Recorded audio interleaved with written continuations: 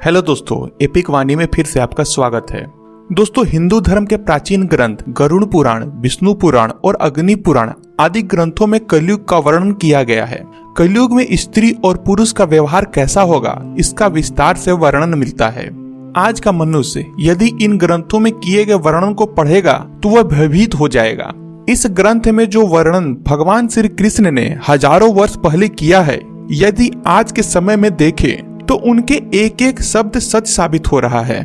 जैसा कलयुग के बारे में कहा गया है वह पूरा का पूरा सच है। स्त्रियों के विषय में जो बातें कही गई हैं उनका एक एक शब्द सच होता दिखाई दे रहा है। आज हम आपको भगवान श्री कृष्ण द्वारा वर्णित कलयुग के बारे में बताने जा रहे हैं।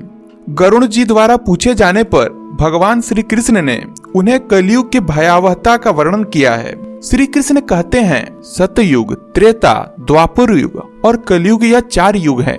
इन 4 युगों में कलयुग सबसे छोटा और सबसे भयंकर है। कलयुग ही सबसे दुखदायक है। कलयुग में पाप जब उसके अंतिम चरण पर होगा तो धर्म का संपूर्ण नाश हो जाएगा। तब एक भयंकर प्रलय से इस सृष्टि का विनाश होगा। भगवान श्री कृष्ण ने कलयुग में स्त्री और पुरुष कैसे होंगे, उनके कर्म कैसे होंगे, उनका व्यवहार और स्वभाव कैसा होगा, इसके बारे में बताया है। तो दोस्तों, आइए आपको संक्षेप में बताते हैं पुराणों में कलयुग का वर्णन किस प्रकार से किया गया है। सबसे पहली बात, बलवान पुरुष ही सबका स्वामी होगा। गरुड़ पुराण के अनुसार चाहे वह किसी भी कुल में जन्म क्यों न लिया हो, जो बलवान होगा वही सबका स्वामी होगा। वह सभी वर्णों की कन्या को ग्रहण करेगा। कलयुग में जिस भी व्यक्ति के मुख से जो कुछ भी निकल जाएगा उसे ही शास्त्र समझा जाएगा। कलयुग में ढोंग और पाखंड उसके अंतिम चरण पर होगा।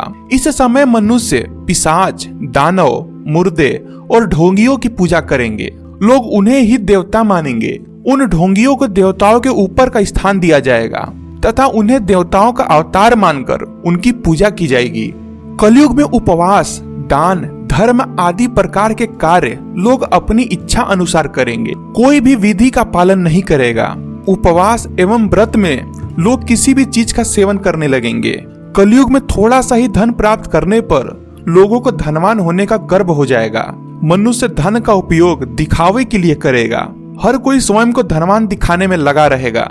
जो पति धनहीन होगा अथवा जिसके पास पैसा नहीं होगा, उस पति को पत्नियां छोड़ देंगी और कलयुग में धनवान पुरुष ही स्त्रियों का पति होगा। जो मनुष्य अधिक धन कमाएगा वही स्त्रियों का स्वामी होगा। कलयुग में मनुष्य केवल दूध के लिए गाय को पालेगा, लेकिन गाय की सेवा और पूजा कभी नहीं करेगा। कलयुग में मनुष्य का सारा धन घर बनाने में ही खर्च हो जाएगा। वह दान धर्म कभी नहीं करेगा। प्रत्येक मनुष्य की बुद्धि केवल धन कमाने में ही लगी रहेगी। वह ईश्वर में अपना मन कभी नहीं लगाएगा। कलयुग में स्त्रियां केवल सुंदर पुरुष की कामना में स्वेच्छाचरणी रहेंगी। वह सुंदर पुरुष की राह में शास्त्र, दंड, धर्म आदि किसी को भी नहीं मानेंगी। सभी स्त्रियां पापी तथा व्यभिचारी पुरुषों से ही प्रेम करेंगी। सदाचारी और धर्म के पथ पर चलने वाले पुरुषों से स्त्रियां द्वेष करेंगी। कलयुग में मनुष्य को अन्याय करके धन प्राप्त करने में आनंद महसूस होगा। उन्हें दूसरों को दान करने में अथवा दूसरों को भोजन कराने में सुख की अनुभूति नहीं मिलेगी। कलयुग में मनुष्य एक एक दमड़ी के लिए कुछ भी कर जाएगा, लेकिन किसी को भी एक दमड़ी की भी सहायता नहीं करेगा। कलयुग में लोग बिना स्नान के ही भोजन करेंगे और स्त्रियां छोटे शरीर वाली और ज्यादा भोजन करने वाली और कम संतान उत्पन्न करने वाली और मंद भाग वाली होंगी। वो अपने हाथों से अपने सर को खुजलाते हुए गुरुजनों एवं अपने पति का अपमान करेंगी।